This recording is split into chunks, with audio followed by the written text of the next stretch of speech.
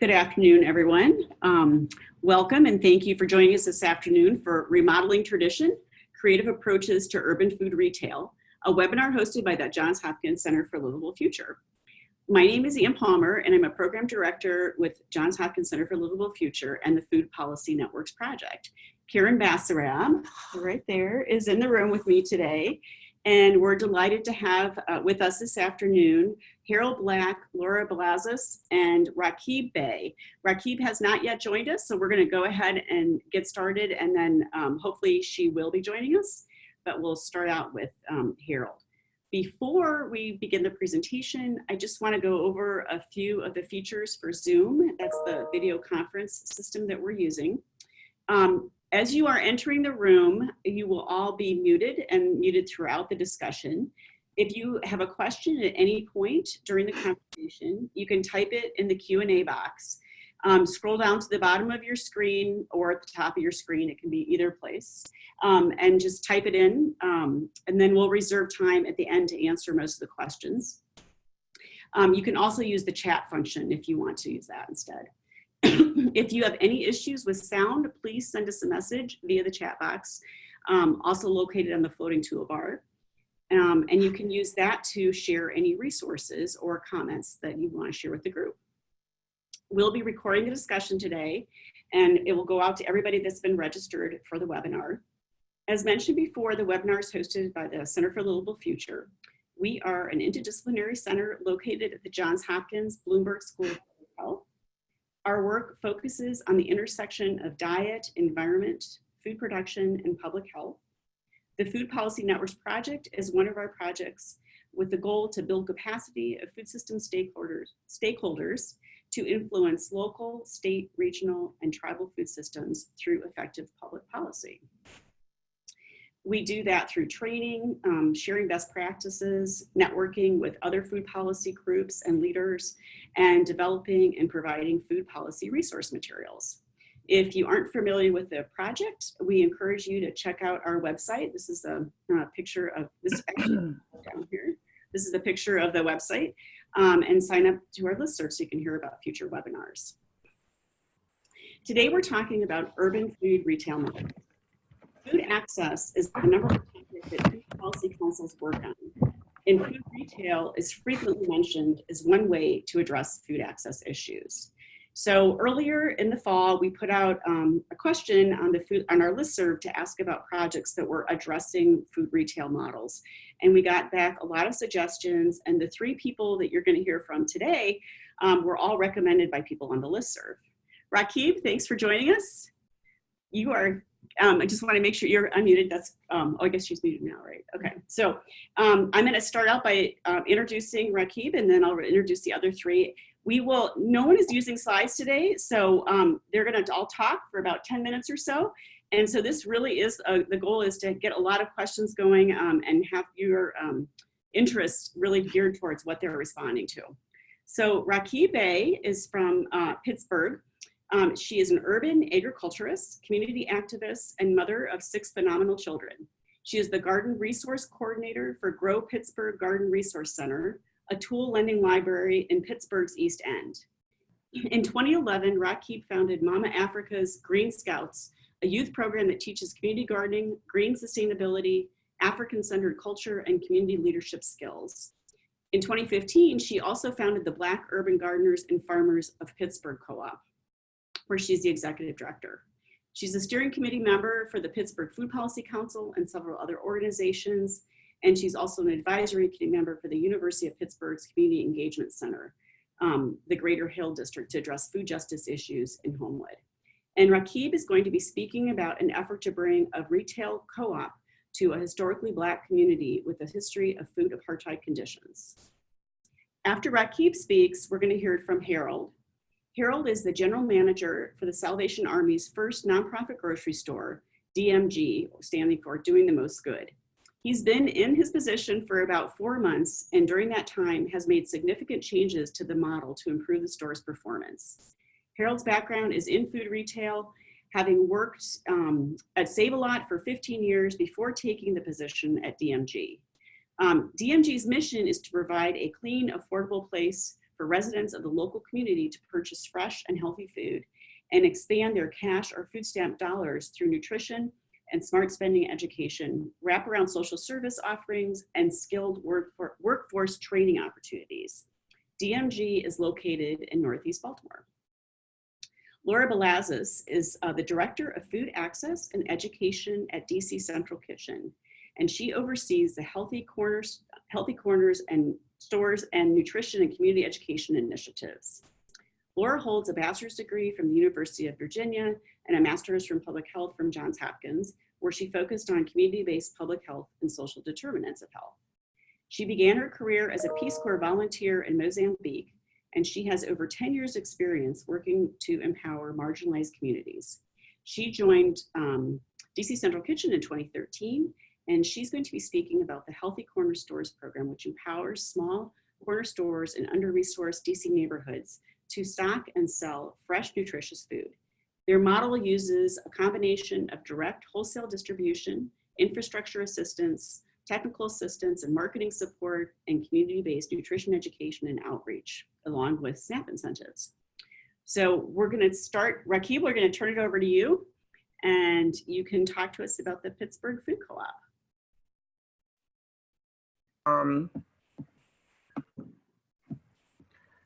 Okay, greetings everyone. My name is Raqueeb Bey. I'm the founder and executive director of Black Urban Gardeners and Farmers of Pittsburgh. Thank you, Ann, for having me, and thank you, Dawn, for the connection, and thank you all for listening. I am an urban agriculturalist and community activist, which means that I combine growing food with community-oriented work and business. I was asked to do this webinar today because of the work that our team at the Black Urban Gardeners and Farmers of Pittsburgh Co-op have been doing. A little bit of background, as Ann stated, I started Mama Africa's Green Scouts with some friends back in 2011. We used a lot in the neighborhood on my block where I live, and it was like 7 and 8 of us. Between us, we had 17 children, and we just wanted to teach our children to grow food. And the organization that was growing food there, it was about 20 of them, and only one was African American. So it was important that our children see us doing this work. And eventually I start getting invited to meetings on urban ag in the city of Pittsburgh. However, a lot of times I was the only person of African American descent at the table. I'm real intentional. I don't say people of color because I am of African American and indigenous descent. I don't categorize myself with those acronyms. Someone else does, that's fine, but I'm very serious about my culture and where I come from. Moving forward, I'm hearing the same stories over again. We didn't have a voice at the table, and decisions were being made for our community, and specifically Hill District and Homewood in Pittsburgh. Also as well, I'm hearing the same story from other Black gardeners and farmers. We were being left out of grants, simple grants such as supply grants. Large white-led urban ag organizations that had huge budgets would get supply grants for $3,000, $4,000, and we were being given gift cards for seedlings. So that didn't set well with us. So June of 2014, we had our first meeting for the Black Urban Gardeners and Farmers of Pittsburgh Co-op. And right there at that meeting, we decided to work in the community of Homewood, which is a food apartheid area, a residential area of 6,000 people, primarily African American, and there hasn't been a grocery store there since the 1990s. So our goals and objective was to concentrate in Homewood, even though as members we had gardens and farms throughout the city. However, we wanted to work in Homewood because it, as I stated, it's a food apartheid area. So we made some goals. One of them was start a farmers market, which we did. Our first year was 2016. It did okay. We later on found out a lot of people didn't know about our farmers market. So about 3 years ago, one of the things we did is combine with different organizations in Homewood, primarily the Harambe Arts Festival that for decades have been doing arts festival in Homewood. And we also initiated the Homewood Food Access Working Group that is a combination, and we're a collective of groups in Homewood and food justice organizations too, to work together in concert to resolve food apartheid issues in Homewood. So with that being said, for the last 2 years, we've been doing a farmer's market in Homewood. But since there hasn't been a grocery store since the mid-90s in Homewood, our team, what we decided to do is build a cooperative community-ran grocery store. Community and residents, which are the same, is very important to us because we want it to be community-led. When we started this concept, we weren't getting any help from the politicians in that area. A Family Dollar was put in there. If you would have went and asked the residents like we did through surveys, what do they want? They said a grocery store. They said for farmers market, food trucks, but that wasn't done. We put our community first and their needs to see what they want.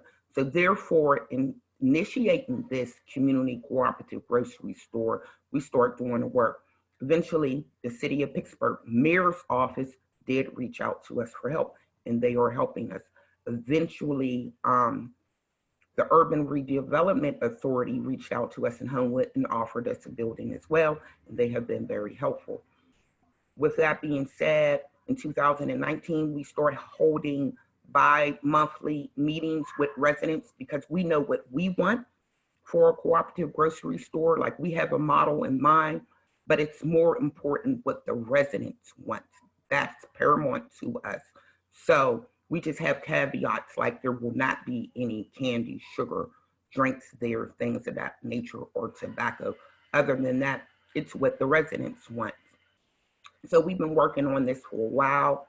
Last March, our community engagement person, liaison, my daughter Essence, we went to Milwaukee for the up and coming food cooperative conference. We were there for 3 days. It was worth it. It gave us a lot of resources on what we need to do. We will be attending next year. So this coming up in 2020, we'll be holding our meetings on a monthly basis and taking memberships as well. However, you have to be a Homewood resident at first to become a member. And the reason why we decided to do this, because we want Homewood residents, which are primarily African-American, to have a stake in membership. Because once you become a member, you are an owner. Therefore, you have a vote. We don't want anyone coming in from anywhere controlling the future of food sovereignty in Homewood without our residents having a say first and foremost who's going to be on the board, because the board will be doing the hiring. That's very important to us. Moving forward, the neighborhood that I live in is called the Historical Hill District, close to 15,000 residents. March of 2019, our grocery store closed here. Once again, the Hill District is a food apartheid area. So doing this work, there has been dynamic efforts to help remedy this food apartheid area in the Hill District as well. A farmer's market started by the Hill District Consensus Group, which they're doing great work for that. We still need a grocery store. So opportunity has arisen for me to initiate starting the Hill District Food Access Working Group, which we have a meeting coming up in a week and a half.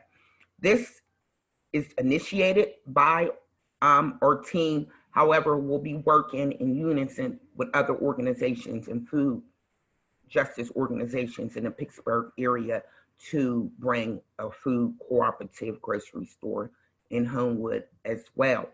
Another thing that we did in 2017, we acquired a 31,000 square foot lot in the city of Pittsburgh through the city of Pittsburgh's Adopt a Lot process, where people are taking blighted lots and turning them into green spaces. And we decided to use a hoop house model to grow food all year long there. so residents can have access to fresh and healthy produce. We currently have the largest urban farm in Homewood, but that's about to change. Our sister garden, Sankofa Village Garden out Homewood, they're moving and they're going to be doing dynamic work as usual in Homewood to help crush the food apartheid issue there as well. So we're very excited about our work. It's a lot, but one of the things that we are big on is working with other people. We may be the initiator, but we want people to know, number one, eliminating food apartheid in our communities is not a competition at all. We are saving our people's lives. If you know anything about food apartheid areas, there are corner stores, but most of the time they don't have healthy models, even though we do have an initiative here in Pittsburgh through Just Harvest for healthy corner store models like you all are doing in Baltimore, but it's not utilized a lot. It's not a competition. When you're shopping at these grocery stores, some people don't have a choice to go there because of transportation issues. And as you know, the food is often unhealthy and pricey and processed as well. So we want people to be aware who are working with us or who are sitting back watching and talking. This isn't a competition. Our babies are dying a slow death. Our seniors are dying a slow death. So work with us. It's not about who's doing it. We're just initiating to get people together because this is our food. This is our background, food justice. So it would behoove you, if you want to help in your communities or you have plans, sit down and talk to us. We're not looking at ourselves as the leaders in this because it takes many hands to get this job done. And basically, that's our background. That's the work that we are currently doing among things. Thank you for listening. Thanks so much. That was awesome. Really great to hear from you, Raqueeb. Harold, do you want to, I'll turn it over to you now. Sure. My name is Harold Black. I am a store director for DMG Foods in Baltimore, Maryland, which is a program of the Salvation Army. Our initiative is to give a healthy alternative to the neighborhood to get a healthy food on a daily basis. We offer a full range produce department. We have freshly cut meat in our store. We are a full-fledged grocery store. Our mission is to provide people in need for food that they can come here and shop and not have to depend on the corner stores price gouging them, which again, she spoke to, that doesn't offer any health alternative. They have fried foods, candy, tobacco, liquor, what have you. We don't sell cigarettes, we don't do liquor, we don't do lottery tickets. We are here just for food, fresh food alternative, healthy eating. We do have candy in the store, but because we are a full-fledged grocery store. But our goal is to give the customers, the neighborhood that does not have a grocery store, a place to shop where they can walk or take a car, no bus required, and get everything they need to feed their families on a daily basis. We also have a lot of social service issues or social service programs coming up. We have a program through Humanum that we're going to do a workforce program for the neighborhood. We also have a meat cutting apprenticeship program starting in January also that is going to allow an existing program we have through the Salvation Army that is pretty much a halfway house for men that were on drugs and had habits. It's part of their program. They can, once they finish that portion of the program, they can come to us and learn a trade. Michigan State University is going to give them a certificate of completion that will allow us to place them in jobs, whether it's going to be another grocery store for meat cutting, or it could be in a facility where they produce mass meat for a case-ready product. So the initiative is pretty broad. Our plan is to open up more stores throughout the Baltimore area, especially in areas where they don't have grocery stores, which is considered a food desert, or they have multiple corner stores price gouging the customer for things they can't afford, but they may have to shop there because it's the only thing they have accessible currently. And that's pretty much it. Harold. So Laura, you're up next. Great. So I'm Laura Belazis. I'm the Director of Food Access and Education at DC Central Kitchen. DC Central Kitchen is a social enterprise nonprofit, and we have a variety of programs here in DC. including our school foods program, where we serve scratch-cooked, locally sourced meals to 16 schools in the area. We also have a culinary job training program working with men and women who have high barriers to employment. But I'm going to talk about our Healthy Corners program. So this stemmed out of a study that was done in DC in 2010 and 2011 that was looking at the grocery gap in DC. So DC has over 40 full-service grocery stores, but in Southeast DC, an area with 160,000 residents, there are only 3 grocery stores. So there's really limited access in certain parts of the city to healthy foods. So in response to that groceries gap, DC Central Kitchen launched a Healthy Corner Store initiative with the idea that the city has visions of bringing tax incentives and other incentives to bring large food retailers to Southeast DC, but it's going to take time, and really we need a diversified model. As Raqueeb was saying, it's not a competition. We need all of our different ideas and opportunities brought together. So we wanted to leverage existing assets in the community and kind of provide alternatives to some of the corner stores beyond the traditional, somewhat less healthy items that they're currently offering. So typically the big barriers for corner stores to offering healthier foods, or produce is inherently a riskier business. They didn't necessarily have the additional funds to stock refrigeration and shelving for produce, and weren't able to sell affordable produce because they either didn't qualify for the minimums that a large distributor would require for them to have produce delivered, or if they had to leave their store and go to a cash and carry or somewhere else to buy produce and come back, by that point they'd have to raise the prices until they weren't really affordable. So DC Central Kitchen was able to bridge this gap. We're a permanent food hub in DC and are able to have our delivery drivers go out on a daily basis to corner stores across the city and provide direct produce delivery to them at whatever scale they need it. So we sell fresh fruit, fresh vegetables. We sell lines of value-added cut fruit and cut vegetables.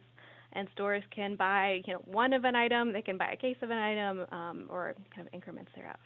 So we launched this initiative in 2011 with an initial cohort of stores that grew through rapid expansion in 2014 to 74 stores was our highest number. In the last few years, we've scaled back a little bit, and we hover in the low 50s. We focused more on the quality of the infrastructure in the stores rather than the overall quantity or number of stores. So we deliver produce to the stores. We provide technical assistance to the stores. We provide infrastructure and equipment, so refrigeration and shelving, and then also marketing assistance.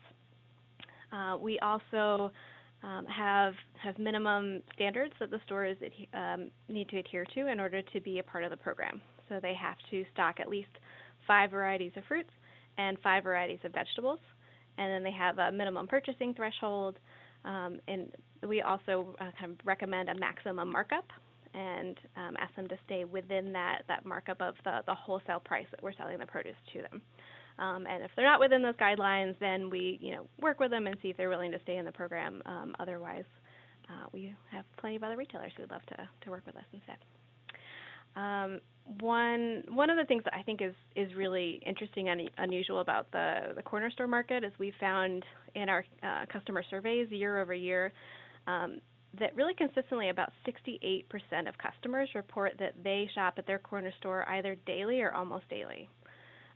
So this is a gathering place and somewhere that we're reaching a lot of people on a really regular basis.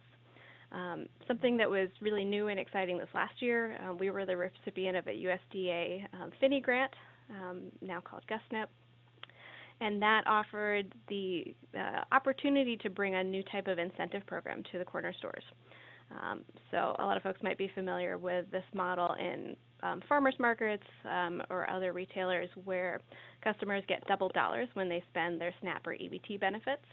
So we're able to offer that in our corner stores.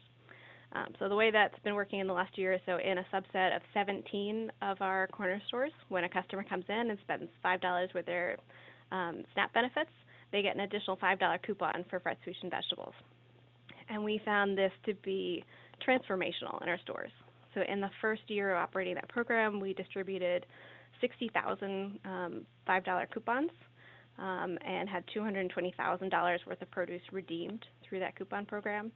The sales of produce in the stores tripled practically overnight, and the stores really changed the amount of buy-in that they were how much they were willing to participate and to partner with us on selling produce. They increased the amount of the healthy footprint of their store for produce.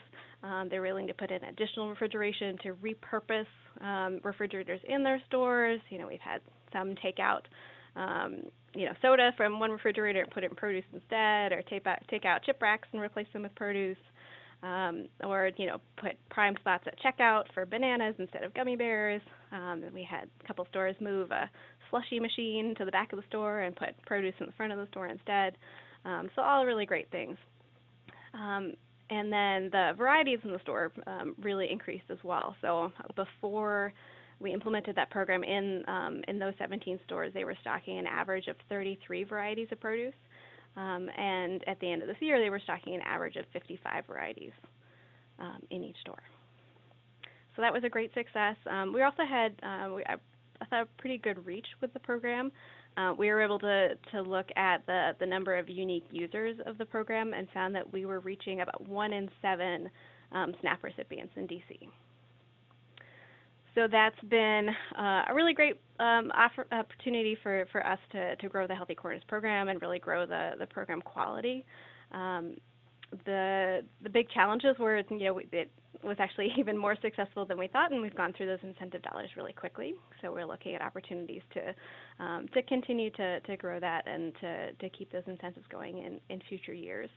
Other general challenges with our program, I would say corner stores are not necessarily where customers want to do their main shopping for produce. They might want to pick up a few items here and there, but it's not necessarily going to be the end-all solution. So we do still need to keep working with other partners and have meeting the different needs that different customers have for sourcing healthy products for themselves and their families. One other initiative that I'll mention that we started this past year was a store champion program. So modeled off of a program by another local nonprofit, DC Greens.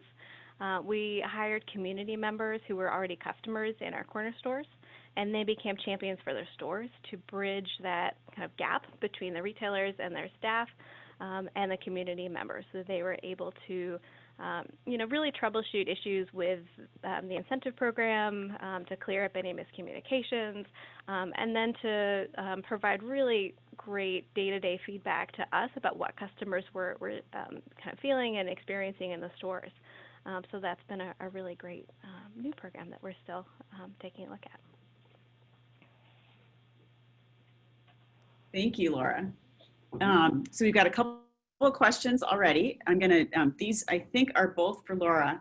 The first one is, how were the corner stores chosen or attracted? So in the early days of the program, I think it was a lot of pounding the pavement and going out and talking to retailers and describing the benefits of the program. In recent years, we don't have to do as much cold outreach. We typically have corner stores coming to us. So I think the corner store world is a pretty small one. A lot of the owners and managers know each other. So we have a lot of referrals within that network, and then within the stores that are participating, even though they're typically kind of small independent corner stores, not the big chains, a lot of them do own multiple stores or have family members who own other stores, so often they're providing referrals to their other businesses. But we do some kind of cold outreach as well, looking at our food access map of the city and trying to identify gaps in places where there's really limited access, and then we do go out and just knock on the door and start chatting with folks about the program. And then Laura, the second one was, did stakeholders have to do a lot of work in order to drive consumer demand for healthy foods? In the urban city where I live and work, a produce corner store initiative failed because consumer demand did not support the supply of produce in the stores. We'd like to try this model again, but we're looking for strategies to drive consumer demand. So I would love to hear from Laura, and then also be great to hear from Harold and Raqueeb also about how you kind of imagine, or how you drive consumer demand. Yeah, I think there always has been some demand, but I think the limiting factor was folks not having the income that they desired to purchase all the fruits and vegetables that they wanted. So the incentive program that we were doing was really transformational in really generating demand. And then from there, we didn't have to do a lot of advertising or marketing. We actually had a big Metro ad campaign that we ended up canceling because our program was already at capacity. And we're finding that the store owners and clerks are our best advocates and champions. And when they have that kind of incentive to kind of drive sales in their store with providing coupons to customers, at every transaction, they're reminding customers and telling them about the produce and pointing them to the produce. Oh, Harold, how about you in terms of like consumer demand? You're muted. There we go. All right, so for consumer demand, we have an incentive. We have a Red Shield card that we offer every customer. It's free. It allows you additional discounts in the store, but for folks that use government assistance, they get free food based upon when they come and make a purchase. They have a kiosk, they can scan their card and a coupon prints out. A lot of times it's free chicken or whatever we have in the house that's free. There's always a lot of free product given out and also additional discounts. And the fact that we're offering a place to purchase their fresh produce and our meat pricing we keep below any other retailer. That's our draw. So they come in ground beef, they get their steaks, their chicken, so forth. We offer a full range meat department and a deli, which also sells sandwiches and hot food and fried chicken and so forth. So that's kind of bringing them in as well. But the most thing is the Red Shield card offering additional savings plus free food to people in need. Great, thanks. Raqueeb, how about you in terms of how to drive? So at our farmers market, people who have SNAP, they can use SNAP. And we have a program here called Food Bucks. That work is done by the Pittsburgh Food Trust, which originally started out of Philadelphia. So if they spend a certain amount, they get Food Bucks and they can use these Food Bucks. Before our grocery store closed in the Hill District, they had access to this Food Bucks program as well, and we hope to duplicate it at our cooperative grocery store too. But once again, it's up to the members. These are ideas. It's a wonderful idea, of course, and it works and it helps people with their food bill. But once again, it's up to what membership wants. We just present this information to them, and it's up to them what they want. And let me say, moving forward, on site next spring, we'll have a farm stand at the Homewood Historical Farm, which is our farm, and shout out to our farm manager, Mama Celeste Taylor, for doing this work a lot of times by herself. We love you. And also she's our management team. There's 3 of us and we're all women led. Shout out to my sister, Dr. Dana Harris Yates, who is our program director and does a lot of our policy work. She is a doctor of holistic healing. So a lot of the food we grow, we just don't sell very, very low at the farmer's market, but we give a lot of it away to residents too. Thanks. Harold, this question is for you. It says, how does the Salvation Army operate on a national scale? And is there any communication about what you are doing in your Salvation Army store with other Salvation Army locations in the US? All right, so yes, we are right now the first test pilot for the program. We're tweaking it and making it better, and we're going to roll it out to the rest of the Salvation Army areas. Salvation Army works on a territorial command, So we're all one, doing the most good is our motto. But we all have our own territorial. So we have our territorial headquarters is in Atlanta, but you have Texas, you have Ohio, and other areas that are different commands. So once this program is fine-tuned and ready to move forward to make more stores, to do more, doing the most good, then those other areas are already committed to doing those projects.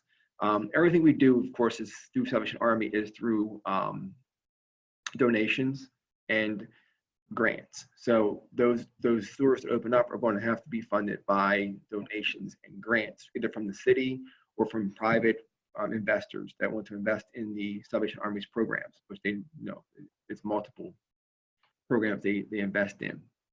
So that's where that all comes from. So we do need investors. We do need the city to invest in the program, so we can continue to do the most good. Next question. I listened to a Robert Wood Johnson seminar this morning on the positive trends in obesity reduction among children. They are finding a correlation to the positive changes in the WIC program for including more fruits and vegetables. Has anyone added or considered adding a focus on marketing to WIC customers? Hi. So at our farmers market, we do accept WIC vouchers for parents and their children. I once was a recipient of WIC, and it really does help. And even if a lot of times people aren't familiar with cooking or eating fresh food and vegetables. Our farmers market isn't just a farmers market. We have had classes, it's more social justice classes on fruits and vegetables, cooking demonstrations as well. But yes, of course, we would not only accept SNAP, but WIC from parents of young children and our elders in our community too. We are basically right through here because it hasn't, a cooperative grocery store has not attempted to ever before be built. So we're making history along with our partners, and that's very important to us on a local level. So we look at other models of what they're doing, for instance, at D-Town Farms in Detroit, shout out to Baba Malik.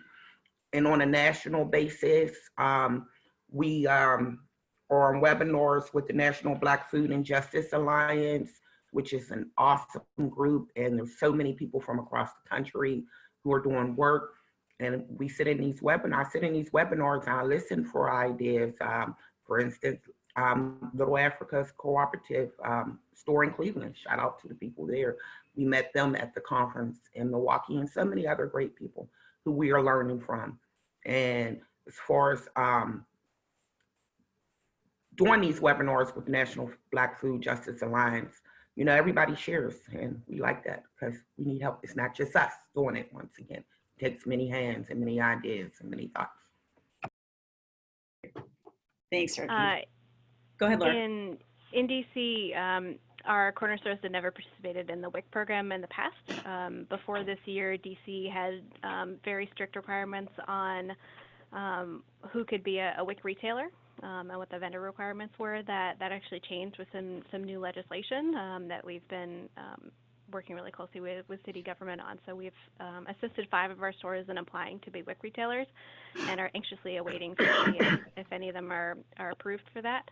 But I think it's a really, really great opportunity to provide the corner stores with a financial incentive to stock healthier items to meet the minimum stocking requirements for WIC.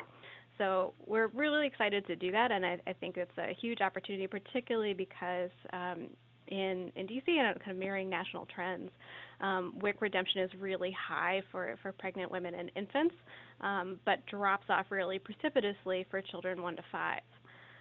And in DC, we send about 40% of our federal WIC dollars back every year because they're not redeemed. So that's a huge amount of financial resources that are available, but for a variety of reasons aren't cashed in on. Sounds like a great opportunity. Harold, how about you? Yeah, well, we're a full-fledged grocery store. So we are a part of the WIC program. So they can come here and get their fresh fruits and vegetables They can get their Similac, they can get the baby food, the baby powder, the oatmeal. We're a full-fledged grocery store, so we offer all that to the customers in the neighborhood. Great. And then this is a related question I'm just going to follow up with. This is from Barbara. Barbara says, WIC legislation was city or county or state? The legislation I was mentioning was DC specific. Yeah. Oh, it was so state, so not state, really, but state. Yeah. Okay. Given your special status in DC, I guess we can't say it's a state, but it was a policy that was passed locally. Okay. Next question. Where are you sourcing from for your stores? And Raqueeb, this would be like, where do you hope to source from in terms of the co-op, but also maybe from the farmers market? Curious if anyone is incorporating local farmers. Okay, so we have a 31,000 square foot farm that we're building up every season, and we would like to supply the food cooperative grocery store with our produce that we grow. However, it's not going to be enough. So we're about local farmers first, Black farmers, and there are partners in the area such as Sankofa Village Community Gardens, Operation Better Block Junior Green Corps, Oasis Farm and Fishery that are in Homewood. However, there's other organizations that can supply food that are local, Grow Pittsburgh. I am an employee of Grow Pittsburgh as well. However, also with that being said, it's not just about produce, fresh vegetables and fruit, which is paramount, but we have farmers in our organization and outside of our organization that create value-added products as well. There's a corner store fresh grocery model in Clairton, PA, which is a borough of Pittsburgh, and we like their model. It's like 60% produce, 40% staple. But talking to the gentleman that oversees that program, he has given us information regarding where he shops at that we use earlier in the year when the government shut down with women to start a food cooperative, food buying club for women. And when the government shut down, we utilized the resource where he went. It was like Gordon Food, Sam's Club, things like that. We also added on some farms too to help us with that programming. We just initiated, but it's ran by other people now, and it's working out really well. So that's important to us too. But also medicinal products there that my sister, Dr. Dana Harris Yates, that the program we're doing with that will be oversee for that as well, to sell medicinal herbs, things like that, tinctures. Thanks. Harold, any sourcing from local farmers or regional farmers? No, we have two sources right now we work with for the produce. We have our main source, which is CNS, which is a national wholesale retailer, and they do everything for our grocery, our meat, and so forth. We also go to Coastal, which is local, and that we used both of them so we can actually get a better price point for the customer, because some things that CNS offer is higher price point for retail than what Coastal is. So we do both to mix it up so we can have a good price point. Great. So you're not doing it directly with farmers. Go ahead, Laura. But you are, it sounds like you're still doing it because of who your suppliers are. Yes. Okay. We also get the majority of our produce from Coastal Sunbelt and from Class Produce. The vast majority of that produce is not local. But we do also have relationships with both urban farms in DC and farmers in the surrounding area to source some of our products, especially in the summer. But it can be a challenge to find local products that are at the price point that customers are looking for in the corner store market. Thank you. So this question's for Raqueeb. What do you find are the biggest pitfalls or things to look out for in forming a retail food co-op? Once again, community. It's all about community.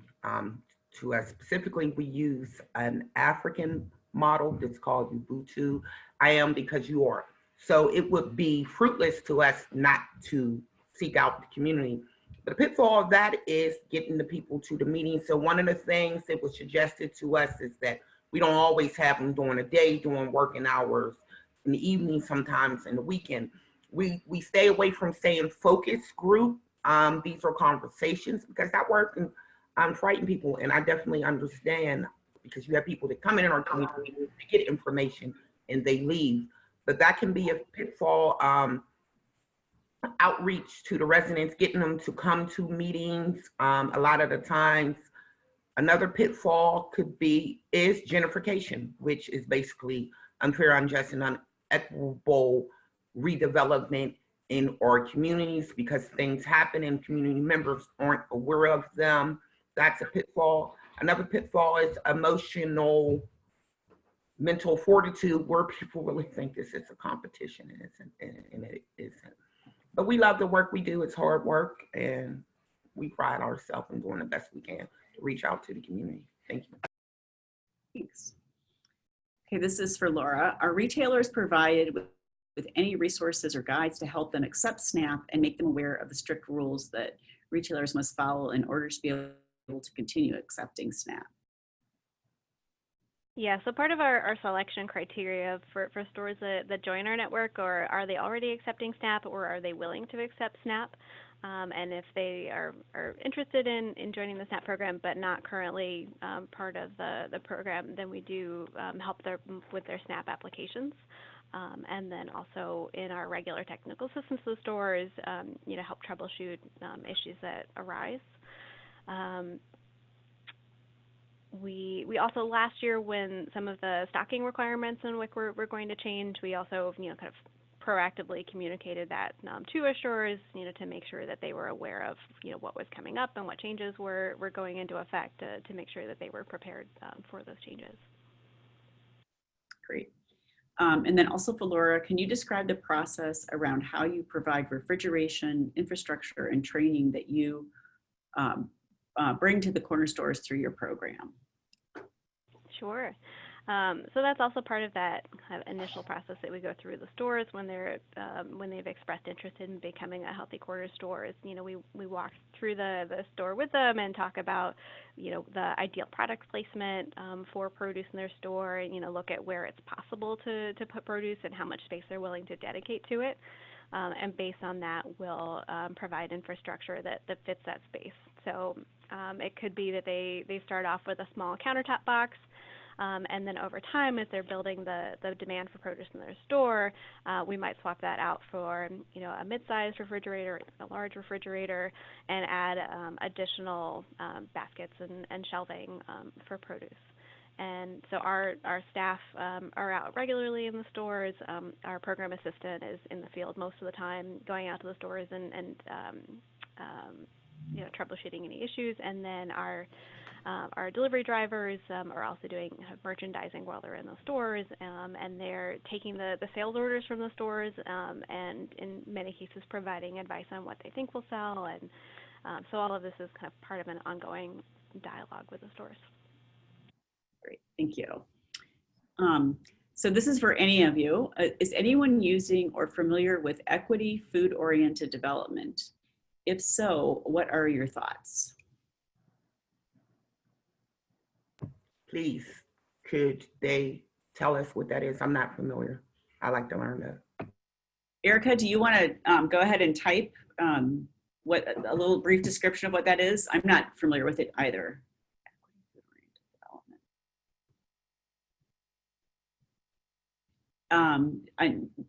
Rather than waiting, we'll go back to her question. I have a question for all of you. If you've sort of, Raqueeb, you described getting some assistance from the mayor's office and the Urban Redevelopment Authority.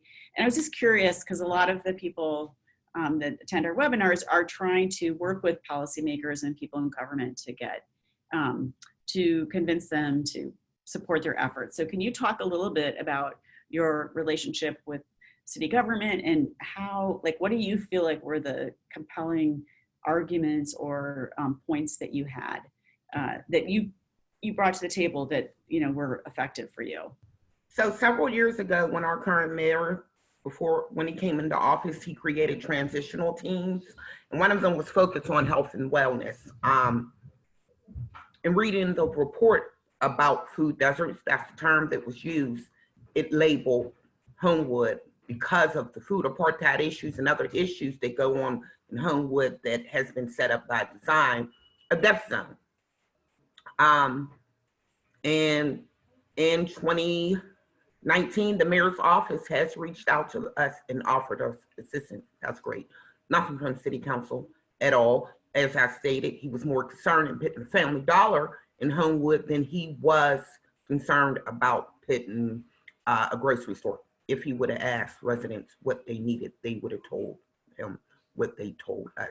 Moving forward, as an activist, I keep a great relationship, if I can, with our politicians, our state representatives, Honorable Jake Wheatley in the Hill District, and the Honorable Ed Gainey in the East area where Homewood is. They've been great with us. Jake got in touch with me because of hemp farming, because apparently in Pennsylvania, some people think there aren't Black farmers, which we know isn't true. They've been a lot of support. One of the initiatives we are working on for 2020 is working with African-American women who will be released from incarceration here in Pennsylvania, more so in the Allegheny County area. And we have the support of our state's rep with this. We sat down and talked to Secretary John Wetzel. We met with him at his office. He's the Secretary of the Department of Corrections, to build this workforce development program for African-American women. Most people say criminal restorative justice. We say court restorative justice, because everybody who is incarcerated and who has been kidnapped isn't a criminal or guilty. We have a lot of political prisoners and people who are actually innocent in the crimes that they've been accused of and sentenced of. So that's the kind of work we do. We don't mind working with politicians as long as we see you are about the community and putting the community needs first. Harold, anything from the policy, like that perspective of having to work with city government or policymakers? And also, excuse me, let me add, working with the Pittsburgh Food Policy Council has helped a lot, because that's the work that, that is great with getting policy out in Pittsburgh, and also working with Shelley Danko Day, the city of Pittsburgh's open space specialist, would get these lots out to the community. I'm all about, I believe part of being proactive in your community is sitting down and talking to the people who we vote in government and hold them accountable as well. Thanks, Raqueeb. As far as working with the local government and so forth, and politicians, in the beginning, when the store first was dreamed up and was being worked on and put in place, they had a lot of meetings with the government and with politicians, and a lot of people came on board. Right now, we're currently kind of coasting, stabilizing ourselves as a brand more than getting aid from the local government. If that makes sense. Yeah. Great. Laura, anything from you on this? Yeah, DC government has been a really important partner of our organization, the Healthy Corners Program. The Department of Small and Local Business Development was a foundational funder of the Healthy Corners Program. And then after a few years, we transitioned into the funding portfolio of the DC Department of Health's Healthy Food Access portfolio. And so DC Health has been a really great supporter of the program and enables us to do this work every day. And then we're also, kind of constantly working with DC Council and, participating in the DC Food Policy Council meetings. Things like advocating for, changes to the WIC vendor requirements. So those conversations are ongoing. We've also done trainings for our staff. So about half of our staff are graduates of our culinary job training program. And so we've provided training for those individuals and other graduates of our program to be able to provide testimony to City Council on the issues that they care about, so that City Council can hear the voices of city residents. Great, thank you. So Erica kindly typed a definition for us of equitable food-oriented development, so you all can respond to this. And the definition is, it's a development strategy that uses food and agriculture to create economic opportunities, healthy neighborhoods, and explicitly seeks to build community assets, pride, and power by and with historically marginalized communities. And so the question was, are you using or anything that would maybe fall into that category? And if so, is that something, you know, what are your thoughts about that? Or how does that sound in terms of how it would fit into or not fit into your work?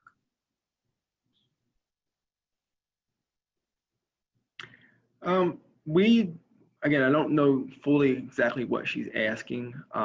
What I do know is that for DMG Foods, we offer the freshest quality produce that we can. We ask the customers, you know, what do they want? What would they like to have in the store? So we try to meet the needs of that for the community. As far as the question, I'm still not clear what she's asking. Yeah, I think it's, are you familiar with that kind of development? And if so, what are your thoughts? So I think it might be like some sort of development designation that gets applied. And I don't know whether it kind of meets the technical definitions of that strategy, but I would say that, you know, our work in training men and women who have had high barriers to employment, whether from experiencing homelessness or incarceration, I think we're you know, really trying to empower marginalized communities and allow them to kind of have the opportunity to then participate in their local economies. I think the work that we're doing with our Store Champion program is also an effort to have the work of our Healthy Corners program really driven by what community members are looking for, rather than just what we think community members are looking for. Mm-hmm. So we don't have any more questions. I'm going to ask one more question. If nothing comes up, we can end early. But it has to do with all of you sort of talked about this kind of workforce development piece. And co-ops by definition obviously are, you know, they're owned by and, you know, people who are, you know, are invested in it as a member and stuff like that. So I'm wondering if you could talk a little bit about how that, how you see that really adding value to your larger strategy. In terms of, you know, creating a viable retail operation, and how do you hope to kind of grow those programs? So the food cooperative grocery store is just one component of our organization. Once again, this is community driven. We're initiating a project. Eventually we're going to be stepping off, but however, it will be member owned, as I said, in a hybrid model where it's worker owned. We are members of the Pittsburgh Chamber of Cooperatives here that's started, and it's ran by a great guy, Ron. Shout out to Ron. We're looking forward to working with a sister who's like a cooperative guru, in my opinion, out of Philadelphia. 4 strategies. Shout out to Sister Jamila. 4 strategies. So a worker member owned hybrid model is what we want. But as I said, the Black Urban Gardeners and Farmers of Pittsburgh Co-op is many components. We have the Homewood Historical Farm, which is our farm.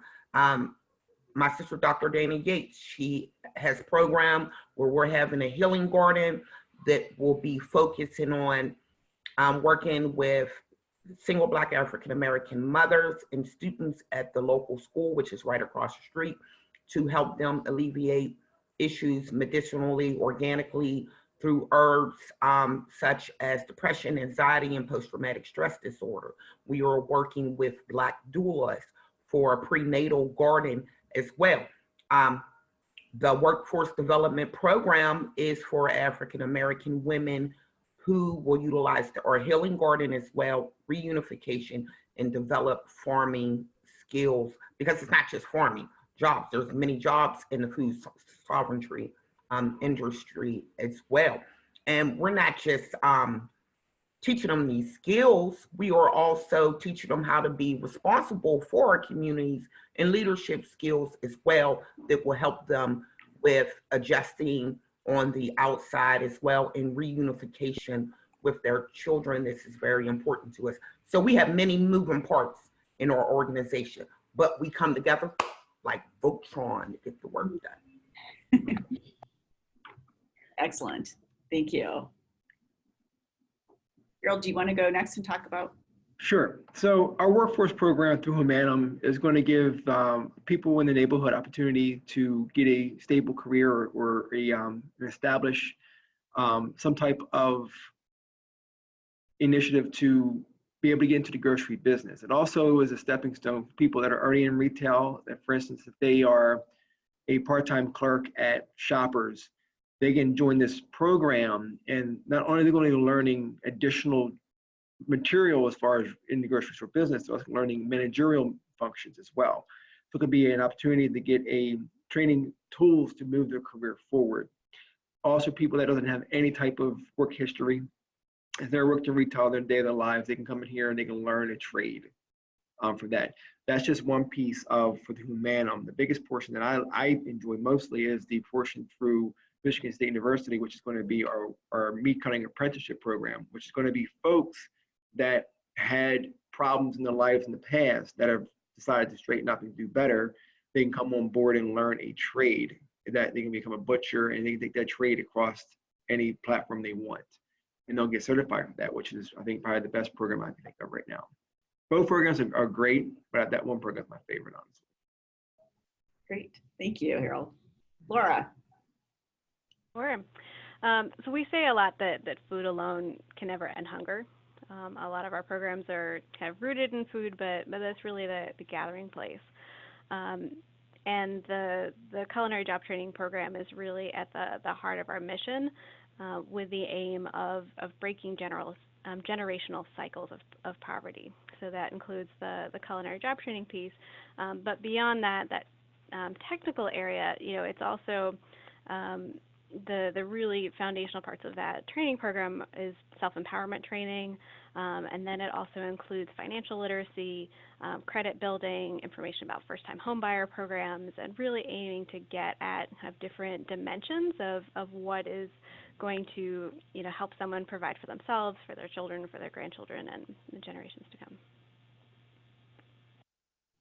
Thanks. And we are done with the questions. Any parting thoughts that you'd like to share with the people on the web? I hear you, Laura. A lot of the times it is generational poverty. Sometimes I don't make as much money as my parents did. I come from a middle class background, but I don't make money like my parents did. I have to beg the difference because a lot of the times things, I can only speak for my people because that's paramount to me. A lot of the times things have been set up, institutionalized systematically to keep people, African-American people, in poverty.